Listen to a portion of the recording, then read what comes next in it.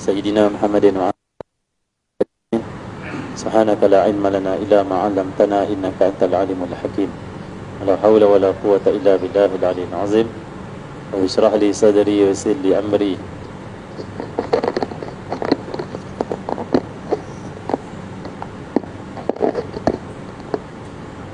واحلل عقدة من لساني يفقهوا قولي. سدد لساني واهدي قلبي بحق سيدنا محمد صلى الله عليه وسلم. اللهم صل وسلم وبارك على سيدنا محمد الفاتح لما أغلق الخاتم لما سبق ناصر الحق بالحق والهادي إلى صراطك المستقيم صلى الله عليه وعلى آله وصحبه حق قدره مقدار العظيم. Muliakan Fadil Ustaz Syawal kita sebagai pengurusi dan pemimpin majlis bacaan selawat kita pada malam ini. Bahagia lagi dikasihi guru kita yang mulia, Masya Allah, Fadil Ustaz Syahir Hafizahullah Ta'ala wa ra'ah, barisan hadiatan kuasa Surah An-Nur Seksyen 20 Masya Alam, khususnya muslimin dan muslimat dirahmati oleh Allah Subhanahu Wa Ta'ala. Alhamdulillah, syukur pada Allah Subhanahu Wa Ta'ala, kita berkumpul dalam majlis berselawat ke atas Nabi Muhammad sallallahu alaihi wasallam. Sudah pastilah Allah akan menurunkan limpahan rahmatnya kepada kita semua dengan asbab selawat. Allah akan mengangkat segala bala, segala musibah, segala kesulitan insya-Allah dengan berkat berselawat ke atas Nabi Muhammad sallallahu alaihi wasallam.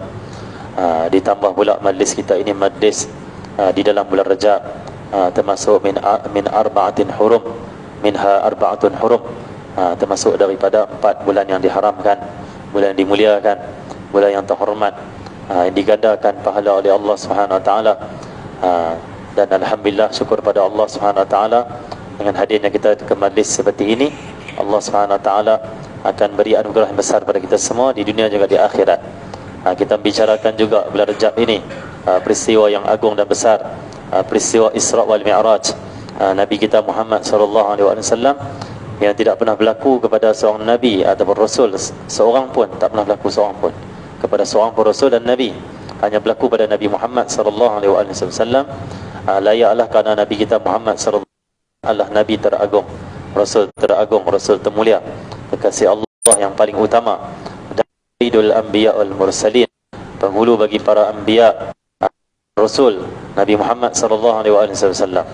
Dengan peristiwa Isra wal Mi'raj ini adalah peristiwa yang paling besar dalam diri Nabi Muhammad sallallahu alaihi wasallam, sehingga ada sebahagian ulama mengatakan malam yang paling mulia, yang paling teristimewa untuk Nabi Muhammad sallallahu alaihi wasallam adalah malam Mi'raj Nabi Muhammad sallallahu alaihi wasallam, karena malam itu Allah Subhanahu Wa Taala linuriyahu min ayatina, karena pada malam itu Allah Subhanahu Wa Taala menunjukkan, lihatkan pada Nabi Muhammad sallallahu alaihi wasallam kebesaran Allah Subhanahu Wa Taala, dan yang pada malam itu adalah Nabi Muhammad sallallahu alaihi wasallam bertemu dengan Allah Subhanahu Wa Taala. Dan malam yang istimewa dan ialah malam yang istimewa untuk umat Nabi Muhammad sallallahu alaihi wasallam adalah malam kelahiran Nabi Muhammad sallallahu alaihi wasallam. Itu sebahagian mengatakan macam itu. Alhamdulillah, syukur pada Allah Subhanahu Wa Taala, dengan peristiwa Isra wal Mi'raj ini kita semua mendapat nikmat dan kemuliaan daripada Allah Subhanahu Wa Taala. Jadi bermula dengan Isra Nabi Muhammad sallallahu alaihi wasallam secara ringkas, sebab saya tak boleh lama lah, sebab ada orang alim, ada ayat terbatal tayamum. Itu kata-kata selalu kita dengar. Saya ni debu pun bukan, lebih bawah dari debu. Okay. Masya Allah. Jadi kita akan dengar daripada Ustaz Syahir, kerana Ustaz Syahir lebih layak untuk bercakap. Kenapa? Dia dah Isra dah. Isra-nya dia pergi ke Baitul Maqdis dah, dan Masjidil Haram dia pergi dah duduk. Saya baru duduk nak mula Isra baru. Saya baru pergi ke Masjidil Haram buat umrah. Saya tak pergi lagi ke Masjid Al-Aqsa. Yang Isra dah Ustaz Syahir. Masjid Haram dah pergi, Masjid Al-Aqsa pun dah pergi. Isra dia dah minal Masjidil Haram ila Masjid Al-Aqsa, masya-Allah. Jadi Mi'raj, lepas ni Mi'raj pula insya-Allah. Jadi Allah Subhanahu Muhammad. Jadi Ustaz Syahir lebih faham suasana Isra itu, kerana di Baitul Maqdis juga berlaku beberapa peristiwa sebelum Mi'raj Nabi Muhammad sallallahu alaihi wasallam. Jadi kita akan ambil faedah insya-Allah banyak daripada Ustaz Syahir kita insya-Allah. Jadi sebelum berlakunya Isra ini ada sebab, kata ulama. Antara sebabnya adalah kesedihan hati Nabi Muhammad sallallahu alaihi wasallam selepas kewafatan dua orang yang kuat membela Nabi sallallahu alaihi wasallam. Yang pertama adalah Abu Talib. Abu Talib wafat ketika mana tahun ke-10 Hijrah, ke-10 kenabian Nabi sallallahu alaihi wasallam. Dan saat itu Nabi sallallahu alaihi wasallam umur lebih kurang 49 tahun. Wafat Abu Talib. Dan lepas 3 hari lepas itu pula Sayyidah Khadijah, itu isteri Nabi Muhammad sallallahu alaihi wasallam, yang Nabi pernah sebut tidak ada yang lebih aku cinta daripada kalangan isteri ni lebih daripada Khadijah. Khadijah paling dicintai oleh Nabi Muhammad sallallahu alaihi wasallam, kerana dialah yang menerima Nabi Muhammad, kenabian Nabi Muhammad, beriman kepada Allah Subhanahu Wa Taala, dan dialah yang membela dan berkhidmat untuk Nabi Muhammad sallallahu alaihi wasallam. Waktu saat Nabi ditolak oleh orang ramai, tak dipercayai oleh orang, Khadijah percaya dan juga menerima Nabi sallallahu alaihi wasallam. Maka isteri yang istimewa di sisi Nabi Muhammad sallallahu alaihi wasallam. Jadi wafat dua orang yang Nabi kasih, yang membela Nabi sallallahu alaihi wasallam, wafat pula dekat-dekat pula, lebih kurang 3 hari saja. Masya Allah, ini satu ujian Allah yang besar pada Nabi sallallahu alaihi wasallam. Itulah Nabi sebut yang paling dahsyat menerima ujian Allah Subhanahu Wa Taala al-anbiya. Al-anbiya, para nabi lah yang paling berat sekali ujian daripada Allah Subhanahu Wa Taala. Itu menunjukkan Allah kasih dan cinta kepada mereka. Dan musibah bagi para anbiya, mereka menerima musibah bukanlah dalam keadaan dengan stres, tapi dalam keadaan mereka itu sentiasa bermunajat dan juga menyerahkan diri kepada Allah Subhanahu Wa Taala. Nah, azan dulu azan dulu. Azan dulu. Terus. Okey, terus ya. Allah SWT. Jadi asbab kesedihan ini sehingga dinamakan tahun-tahun kesedihan. Sebahagian ulama kita mengatakan dinamakan tahun-tahun kesedihan bukanlah disebabkan kesedihan Nabi atas hari wafat ini. Nabi memang sedih hari kewafatan tu. Mana Nabi sedih dengan berpisah dengan Abu Talib dan juga Khadijah, sedih itu. Tapi yang lebih kesedihan Nabi Muhammad sehingga dinamakan tahun kesedihan, Allah dakwah itu mula tersekat, mula problem dalam dakwah Nabi SAW. Kenapa? Dua orang pembela Nabi Muhammad sallallahu alaihi wasallam yang menjadi asbab mudahnya dakwah Nabi Muhammad sallallahu alaihi wasallam telah wafat. Maka ada sebagian mengatakan macam itulah tahun kesedihan. Masya-Allah. Jadi Allah Rasulullah Muhammad, lebih lagi selepas itu pula berlakunya peristiwa pada Nabi Muhammad sallallahu alaihi wasallam pula, bila disekat, diasak dan juga diserang, diganggu dakwah Nabi sallallahu alaihi wasallam di Mekah, sehinggalah Nabi sallallahu alaihi wasallam buat perancangan untuk hijrah. Rombongan pertama para sahabat hijrah ke Habsyah. Hijrah ke Habsyah. Dan Nabi Muhammad sallallahu alaihi wasallam cuba mencari satu tempat untuk berdakwah kepada Allah Subhanahu Wa Taala. Di antaranya yang pernah kita dengar dalam sirah adalah Nabi sallallahu alaihi wasallam ke Taif, dan dengan problem dalam dipanggil apa yang berlaku di Mekah ini, Nabi pergi ke Taif. Rupanya di sana pula berlaku juga satu ujian daripada Allah Subhanahu Wa Taala, iaitu penolakan pembesar-pembesar Taif dan juga penduduk Taif kepada Nabi Muhammad sallallahu alaihi wasallam. Nabi pergi nak berdakwah kepada orang Taif. Nabi jumpa pembesar Taif, dia tolak dakwah Nabi sallallahu alaihi wasallam. Kemudian mereka suruh orang duduk di tepi-tepi jalan. Waktu Nabi sallallahu alaihi wasallam nak keluar daripada bumi Taif, dibaling batu. Nabi dibaling batu, pakai baling batu pada Nabi SAW. Kanak-kanaknya, semualah peringkat usianya, mereka baling batu pada Nabi SAW. Sedangkan yang mereka baling batu ni datang nak selamatkan mereka, yang memiliki syafa'atul uzma. Jadi Allah SWT Muhammad, saya tak mau cerita tentang Taif tu, ringkas-ringkas saja. Kemudian Nabi SAW balik.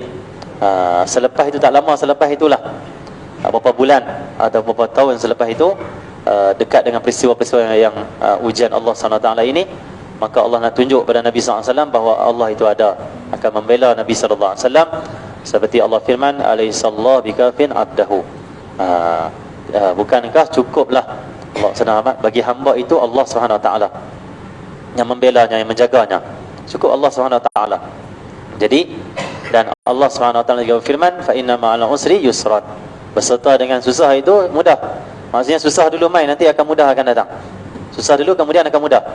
Maka susahnya dakwah Nabi Muhammad, problem yang berlaku di Mekah ini, dan juga di Taif pula, maka selepas itu Allah beri kemudahan dan juga anugerah pada Nabi Muhammad SAW. Iaitu Nabi SAW tengah tidur di rumah Ummu Hani pada satu malam. Ummu Hani ini berdekatan dengan Masjidil Haram, dekat saja, ada tak jauh dengan Kaabah. Waktu itulah datang Jibril, datang Mikail dan datang Israfil. Datang jemput Nabi sallallahu alaihi wasallam, bawa Nabi berdekatan dengan telaga Zamzam. Dan kemudian Jibril lah yang bedah dada Nabi sallallahu alaihi wasallam. Bedah dada Nabi sallallahu alaihi wasallam daripada lubang tengkok ini sampailah ke perut sana, bawah perut sana, dekat perut. Maka bedah dada Nabi sallallahu alaihi wasallam dan dikeluarkan jantung Nabi Muhammad, dicuci dengan air Zamzam. Dan jantung Nabi Muhammad itu diletak di atas satu macam talam lah, satu bekas daripada emas, dan dimasukkan dalam hati Nabi sallallahu alaihi wasallam jantung Nabi Muhammad, keimanan daripada Allah Subhanahu wa taala. Dan satu lagi apa? Sakinah lah. Ilmu, iman dan juga hikmah. Ilmu, iman dan hikmah. Maka ringkas cerita, didatangi kepada Rasulullah SAW Burak, satu binatang daripada syurga Allah Subhanahu wa taala yang warna putih. Dan Burak juga ada sebahagian mengatakan Burak ini Allah SWT Muhammad, dia binatang syurga yang datang pada Nabi sallallahu alaihi wasallam, dan dia tak kenal Nabi sallallahu alaihi wasallam. Dia pernah dengar nama Nabi Muhammad. Dalam syurga itu penuh dengan nama Muhammad sallallahu alaihi wasallam, tapi dia tak kenal bagaimana rupa Muhammad sallallahu alaihi wasallam. Pelbagai syarahanlah di sini ulama-ulama kita. Bila Burak mai nak jadi tunggangan Nabi sallallahu alaihi wasallam, tapi Burak ni dia buat macam meliang. Dia macam megak-megak, dia liang. Dia macam tak mau bagi Nabi sallallahu alaihi wasallam naik. Sedangkan Nabi nak naik. Maka waktu itu Nabi sallallahu alaihi wasallam diam. Diam ni akhlak Nabi sallallahu alaihi wasallam. Tengok perjalanan kepada Allah Subhanahu wa taala, untuk bertemu dengan Allah pada malam Isra Mi'raj. Dia adalah satu ibrah kepada umat Nabi Muhammad, perjalanan hati mereka kepada Allah Subhanahu wa taala. Perjalanan Nabi Muhammad sallallahu alaihi wasallam dimulakan dengan belah dada. Kemudian dimulakan dengan adab dan akhlak yang agung daripada Nabi sallallahu alaihi wasallam. Kalau kita nak dekatkan diri kepada Allah, mesti dengan adab, mesti dengan akhlak. Apa akhlak Nabi sallallahu alaihi wasallam? Burak buat macam perangai tak mau bagi Nabi naik, buat gerak-gerak, tapi Nabi sallallahu alaihi wasallam tak tegang, tak marah. Dan Jibril lah waktu tu yang tegang. Burak, kata Jibril, wahai Burak, kenapa engkau buat macam ni? Tahukah engkau tak tahukah ini siapa yang nak naik ni? Ini tidak ada orang lebih baik daripada dia. Ini sebaik-baik manusia ni, ada Muhammad sallallahu alaihi wasallam. Maka Burak waktu tu peluh. Peluh ni ada yang mengatakan dia malu pada Nabi sallallahu alaihi wasallam. Malu kerana tunjuk akhlak yang kurang bagus. Dia macam Joy Mahir sikit lah, binatang syurga, Masya Allah. Tapi disebabkan dia kenal dah ni Muhammad, berpeluh. Dan inilah yang dia kasih, inilah yang dia rindui, Nabi Muhammad sallallahu alaihi wasallam. Akhlak Nabi Muhammad tak tegang. Jibril, kenapa Nabi tak marah? Kenapa Nabi tak tegang? Yang pertama, Nabi tak tegang sebab yang bawa ni Jibril yang handle. Yang kedua, Nabi tak marah kerana Nabi tak akan menghukum orang yang tak tahu. Ini akhlak Nabi sallallahu alaihi wasallam. Kita kadang kawan kita buat benda tak betul, tengok dulu dia tahu atau dia tak tahu, dia sengaja atau tidak. Kalau dia buat satu benda yang tak betul yang menyebabkan kita marah, tapi dia tak tahu pun itu salah, itu tak betul, caranya macam ni, maka jangan cepat hukum orang. Jangan hukum orang yang tidak tahu. Ini Nabi sallallahu alaihi wasallam tunjuk. Jadi maka Nabi sallallahu alaihi wasallam naik Burak. Masya-Allah. Burak ni satu binatang yang sangat laju, masya-Allah. Mata mandang, sekelip mata saja, masya-Allah. Laju sungguh Burak. Dan Nabi sallallahu alaihi wasallam berjalan ditemani dengan oleh malaikat Jibril-nya, Mikailnya, dan perjalanan Nabi sallallahu alaihi wasallam seperti Allah firman, subhanalladzi asra bi 'abdihi lailan minal masjidil haram ila al masjidil aqsa alladzi barakna haulahu linuriyahu min ayatina innahu huwas samiul basir. Maha suci Allah Subhanahu wa taala. Ini perjalanan yang hebat sampai Allah mulakan dengan subhana. Subhana ini ada beberapa syarahan daripada para ulama. Yang pertama, Allah Subhanahu wa taala mulakan dengan subhana. Ini satu tasbih nak mensucikan, yang bermaksud maha suci Allah Subhanahu wa taala dari menyerupai makhluk. Maha suci Allah Subhanahu wa taala daripada memiliki sifat kekurangan. Ini dah awal dah subhana dah menunjukkan dalam peristiwa Isra Mi'raj ini tidak boleh kita memahami bahawasanya Tuhan itu menyerupai makhluk. Maha suci Allah Subhanahu wa taala. Dan maha suci Allah daripada lemah. Allah mampu memperjalankan hambanya. Hambanya mungkin tak boleh nak berjalan sampai macam tu. Tapi maha suci Allah, maha kuat dan maha agung Allah Subhanahu wa taala, dia mampu memperjalankan hambanya. Yang luar biasa yang manusia tu tak boleh nak buat macam perjalanan macam tu. Sebab tu Allah firman, maha suci Allah Subhanahu wa taala. Ada ulama yang mengatakan dengan subhana nak menunjukkan peristiwa yang berlaku ni hebat. Karena kebiasaan kita sebut subhanallah bila kita lihat satu peristiwa yang menakjubkan. Kita tengok apa yang berlaku lah, subhanallah. Kita tengok contoh, kita tengok kat awan tu menyerupai bentuk kalimah Allah ke, kita rasa macam satu benda yang menakjubkan, subhanallah. Ini satu kalimah bila kita melihat peristiwa yang menakjubkan. Maka sebab tu dimulakan dengan subhana, kerana peristiwa yang berlaku ni sangat menakjubkan, sangat hebat, Masya Allah. Jadi subhana. Ada mengatakan Allah mulakan dengan subhana juga adalah kerana Allah Subhanahu Wa Taala nak menyatakan Muhammad ini pergi dengan jasad dan roh, bukan dalam mimpi. Kalau mimpi tak perlu datang subhana. Kalau dalam mimpi tak menakjubkan. Dia macam mimpi kan, mimpi boleh berlaku apa saja. Roh boleh nampak apa saja. Tapi subhana nak menunjukkan Nabi itu betul-betul hamba Allah, iaitu Rasul sallallahu alaihi wasallam ini pergi dengan roh dan jasad. Inilah hebat. Mana boleh jasad dan roh ini duduk atas langit yang tak ada oksigen. Kita mana boleh hidup manusia. Tapi boleh hidup Nabi sallallahu alaihi wasallam. Tak sesak nafas Nabi sallallahu alaihi wasallam. Itulah menunjukkan subhana. Maha suci Allah Subhanahu Wa Taala. Tak ada oksigen, manusia tak boleh hidup. Tapi oksigen Allah nak tunjuk hanya sebab saja. Yang menghidupkan manusia adalah Allah Subhanahu Wa Taala yang Maha Agung. Jadi subhanallah. Jadi dan juga nak menunjukkan subhana juga ada yang mengatakan, ulama mengatakan Allah nak menafikan dia panggil apa? Kutukan orang musyrikin yang mengatakan Muhammad ni tipu. Tak mungkin Muhammad boleh pergi macam tu. Subhana ni nak tunjuk kata nak menafikan apa dia panggil apa? Tuduhan mereka kata Muhammad tak boleh buat macam tu. Allah Subhanahu Wa Taala perjalankan hamba-Nya. Subhanalladzi asra bi 'abdihi. Maha suci itu Allah Subhanahu Wa Taala yang perjalankan hamba-Nya. Hamba-Nya masya-Allah. Tengok Nabi sallallahu alaihi wasallam burak buat dia panggil apa? Sikap macam tu Nabi tenang saja. Inilah hamba Allah Subhanahu Wa Taala. Sifat kehambaan kepada Allah Subhanahu Wa Taala. Itu Nabi Muhammad sallallahu alaihi wasallam masya-Allah. Subhanalladzi asra bi 'abdihi. Hamba-Nya lailan. Asra ni dah berjalan malam dah, maksud berjalan malam dah. Asra maksudnya berjalan malam. Tapi datang lagi lailan. Nak menunjukkan betul sungguh peristiwa ini di waktu malam, dan bahkan bukan sepanjang malam, sebahagian daripada malam tu. Bahkan ada sebahagian yang menyebut Nabi sallallahu alaihi wasallam tengah tidur di rumah Ummu Hani, dah panas dah tempat tidur Nabi sallallahu alaihi wasallam. Nabi pergi bedah dada, tangkup balik dada Nabi sallallahu alaihi wasallam, naik borak. Nabi berjalan, berhenti sana berhenti sini, naik langit. Nabi balik tempat tidur Nabi masih lagi panas. Berapa minit tu? Tak sampai 5 minit lah. Masya Allah, ada yang mengatakan itu. Masya Allah. Jadi inilah subhana. Kalau Nabi pergi sampai sebulan, tak main kalimah subhana tu. Subhanallah, Masya Allah, inilah hebat. Waktu itu seolah macam stop untuk Nabi Muhammad SAW. Masya Allah. Bahkan Nabi Muhammad bukan setakat berjalan dalam waktu yang luar biasa, Nabi berjalan dalam alam-alam yang luar biasa. Masya Allah. Masuk abih alam, Masya Allah. Alam barzahnya, alam langitnya, alam malaikatnya, Masya Allah. Jadi yang berjalankan hamba-Nya Allah Subhanahu Wa Taala. Tujuan berjalankan ini untuk apa? Untuk Allah nak tunjuk kebesaran Allah Subhanahu Wa Taala. Linuriyahu min ayatina. Jadi Nabi jalan. Kebesaran Allah ni, burak ni dah termasuk kebesaran Allah Subhanahu Wa Taala. Berjalan, kemudian Nabi berhenti di beberapa tempat. Saya nak ambil satu dua saja. Di antaranya Nabi sallallahu alaihi wasallam tengah dengan borak tu tengah berjalan, tiba-tiba diperintahkan Rasulullah oleh Jibril, turun ya Rasulullah. Turun dan solatlah 2 rakaat di sini. Nabi solat. Habis solat, Nabi tanya, ini tempat apa ni? Kata malaikat Jibril, ya Rasulullah, inilah Yasrib ataupun Taibah. Inilah tempat yang kau akan hijrah di sini. Ini Taibah, tempat yang Nabi tengok banyak pohon kurma. Nabi solat 2 rakaat di situ. Jalan lagi. Allah sallallahu Muhammad, Nabi berhenti di situ tempat. Nabi diperintahkan solat, Nabi solat. Kemudian Nabi tanya, ini tempat apa ni? Inilah Bukit Tur Sina atau Tur Saina, tempat munajatnya Nabi Allah Musa AS. Jalan lagi. Berhenti ya Rasulullah, turun ya Rasulullah. Nabi turun semayang 2 rakaat. Nabi tanya, ini tempat apa ni? Ini Baitul Laham, ini tempat kelahiran Nabi Isa AS. Itu semua akan diuraikan oleh Ustaz Syahir.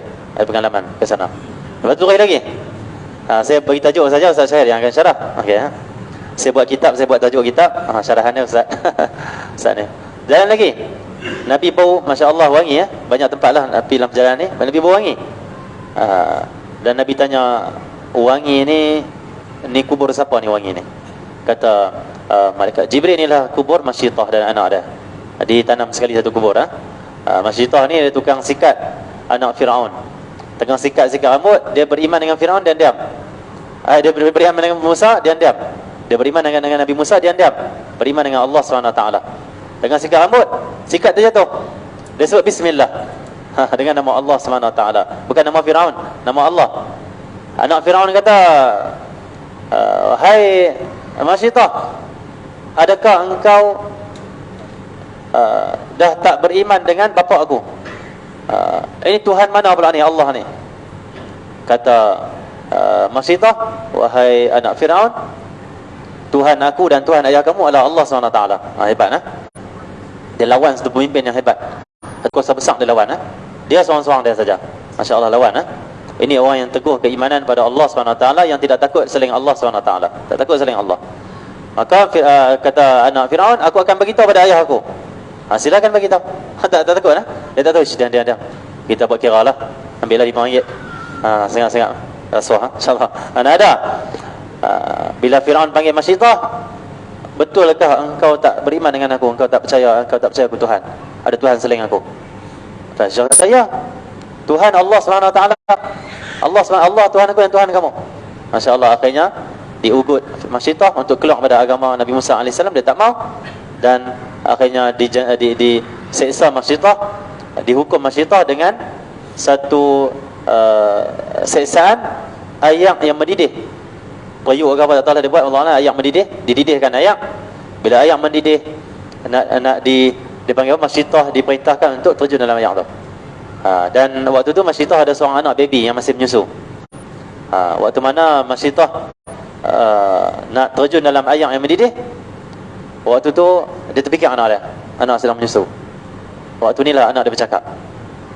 Anak dia kata, wahai ibu, engkau dah di jalan benar. Azab di dunia ni tak ada apa. Kenikmatan di dunia dan di akhirat, kenikmatan di akhirat janjikan oleh Allah SWT. Engkau di jalan benar wahai ibu, jangan ragu. Maka terjunlah Masyitah dengan anak ada baby dia dalam ayak yang mendidih. Dan sebelum terjun, Masyitah buat permintaan. Masyitah kata, wahai Firaun, boleh tak nanti tulang-tulang aku dan anak aku tanam satu kubur? Tanam. Jangan buanglah, tanam maksudnya. Firaun kata, aku kan tunaikan permintaan dia. Jadi maka Nabi SAW malam Isra Mi'raj, Nabi ziarah ke kubur Masyitah, dan kuburnya berwangi, Masya Allah. Menunjukkan apa? Betapa mulianya orang, maksudnya wanita yang pertahankan keimanan di depan pemimpin zalim, di depan kuasa yang zalim. Disebabkan dia mempertahankan keimanan dengan luar biasa, nak duduk di atas jalan kebenaran, setia dengan seorang Rasul iaitu Nabi Musa, dan tinggalkan kekafiran, Allah muliakan dia Nabi Muhammad. Tengok kubur dia, Muhammad singgah kubur dia, Masya Allah. Dan kubur dia berwangi dan tercium oleh Nabi Muhammad SAW. Ini kehebatan orang yang berjihad di jalan Allah, orang yang teguh di jalan Allah SWT. Jadi dalam peristiwa Isra' ini Nabi jumpa macam-macam, Masya Allah. Pelbagai yang Nabi jumpa. Dan saya tak cerita Masjid Al-Aqsa. Masjid Al-Aqsa nanti Ustaz Syahir yang mulakan dengan Masjid Al-Aqsa lah, Batu Mi'raj lah. Lepas tu sampai langit ke berapa Ustaz saya nak cerita, wallahualam lah. Okay. Di Isra' Mi'raj ni sebagai Tok Guru ni cerita sampai sebulan. Waktu kita ngaji pondok dulu, tunggu jadi fa'i, baca kitab Kifayatul Muhtaj, kitab Asy-Syaikh Fatani tu. Dia baca daripada 1 Rejab sampailah 30 Rejab khatam. 30 hari tu kami dengar Isra' Mi'raj saja. Itu kadang tak habis. Maka peristiwa Isra' Mi'raj tak sempat kalau nak diceritakan 5 minit, 1 jam, 3 jam, 30 hari pun tak cukup sebenarnya.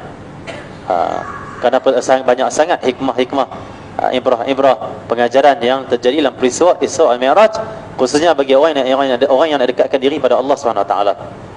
Jadi Allah SWT mudah-mudahan Allah SWT peristiwa Isra' ini menjadi intibar untuk kita mendekatkan diri pada Allah. Tengok Nabi Muhammad nak bertemu dengan Allah, dan kita ini nak bersihkan hati, nak dekat diri dengan Allah. Tengok kita kena apa? Kita kena mulakan dengan bersihkan jiwa kita. Kemudian kita kena pergi ke tempat-tempat yang baik-baik. Masjid Nabi Taibah, Nabi berhenti dekat ke tempat kelahiran Nabi Isa. Ini menunjukkan tempat-tempat yang mulia ni. Nabi pergi ke tempat Bukit Tursaina. Ini menunjukkan orang yang nak dekatkan diri dengan Allah mestilah pergi ke tempat yang baik. Jangan pergi tempat yang tak baik. Tempat yang baik apa? Masjid lah. Masjid, surau, Masya Allah. Majlis ilmu, kena pergi tempat tu. Khususnya tempat-tempat yang ada kaitan dengan para anbiya dan juga orang soleh. Bukan takat Nabi pergi tempat Nabi-Nabi. Contoh Tursaina, Nabi berkaitan dengan Nabi Musa. Baitul Laham berkaitan dengan Nabi, iaitu Nabi Isa, kelahiran. Nabi juga pergi tempat yang bukan Rasul dan Nabi. Siapa? Masyarakat. Maka perlunya para anbiya, kita ikut mereka, kita pergi ke tempat-tempat sejarah mereka, kita hayati kehidupan mereka, sirah mereka, untuk mendekatkan diri pada Allah. Dan juga untuk kita bersama para wali Allah, para salihin, duduk dalam majlis mereka, pergi ke tempat-tempat mereka. Tempat-tempat itu tempat-tempat dia panggil pondok mereka ke, majlis mereka ke. Ini perjalanan daripada Allah Subhanahu Wa Taala. Mudah-mudahan Allah Subhanahu Wa Taala menerima kita semua, dan mudah-mudahan seperti mana peristiwa Isra Mi'raj ini berlaku, mudah-mudahan menjadi satu ibrah dan juga kebaikan untuk kita semua umat Nabi Muhammad sallallahu alaihi wasallam, khususnya untuk kita menerima anugerah Allah yang besar malam itu adalah solat. Dan kita menjaga solat, solat di awal waktu, sebolehnya secara berjemaah. Mudah-mudahan bukan sekadar solat, cukup rukun, dan untuk sahkan solat kita menghayati pula rahsia solat, hakikat solat, sehingga solat kita menjadikan waktu mendekatkan diri pada Allah Subhanahu Wa Taala, penyejuk mata hati kita, dan menjadi satu kebahagiaan, ketenangan dalam hidup kita. Solat, mudah-mudahan, amin rabbal alamin. InsyaAllah kita dengar pada Ustaz Syahir. Begitulah tajuk yang saya cerita, bukan isi atau tajuk saja. Ustaz Syahir lah yang akan bahaskan semuanya, kerana dia orang untuk guru, orang alim, kita ni anak murid saja. Dan saya pun baru sampai daripada Kedah, tolak 2.30 tadi daripada Kedah, sampai sini 7.30. Terus masuk majlis. Jadi kita ambil barakah dengar daripada Syekh kita, untuk guru kita, insyaAllah.